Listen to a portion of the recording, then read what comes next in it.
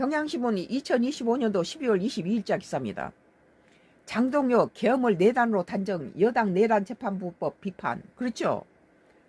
아니, 내란이 아직 확정도 안 되고 법원에서도 내란이란 것이 제로 지금 결정이 나지 않은 상태에서 민주당들이 지들이 만들어낸 프레임 속에다가 윤 전 대통령 갖다 집어넣어서 거대 야당이 그 대통령을 몰아낸 애잖아요. 저들은 줄탄핵을 시켜서 국정 내란을 일으킨 놈들이. 무슨 내란 재판부, 나는 우습지도 않아. 무슨 내란입니까? 대통령 비상계엄은 대통령 고유 권한이지. 누가 내란이라 했습니까?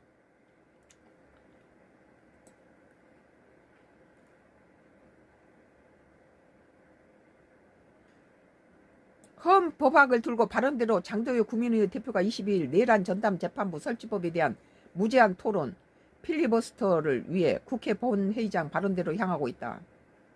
제1야당 대표 사상 첫 필리버스터 노선 변화 시사했다. 도로 제자리 윤 파면 헌재 결정에도 인정 안 해. 장동혁 국민의힘 대표가 20일 윤석열 전 대통령을 파면한 헌법재판소 결정과 관련해서 법원의 결정과 같이 순수한 사법적 판단으로 인정하지 않는다며 비상계엄은 사실상 2시간 만에 종료됐고 국회의 권한 행사가 불가능한 상황도 초래되지 않았다고 말했다. 그렇죠? 그러니까 내란이라고 규정되어 있는 행동을 하나도 안 했다는 거예요. 뭐 탱크가 들어가서 막 불을 지르고 총을 쏘거나 살해당한 자도 없고, 내란의 특징에 대해서 뭐 서너 가지가 있는데 거기 하나도 탱크가 들어가서 불을 지르고 총을 쏘고 뭘 파괴시키고 그런 거 없다. 유리창 몇 개 떨어진 거 접으라는 거예요. 2시간 만에 끝난 걸 무슨 내란이니 뭐니 별짓을 하고 있죠 지금. 내란이라면 민주당이 국민힘당하고 윤석열 죽이기 위한 만들어낸 프레임이에요 이게. 박근혜 때 민주당이 한번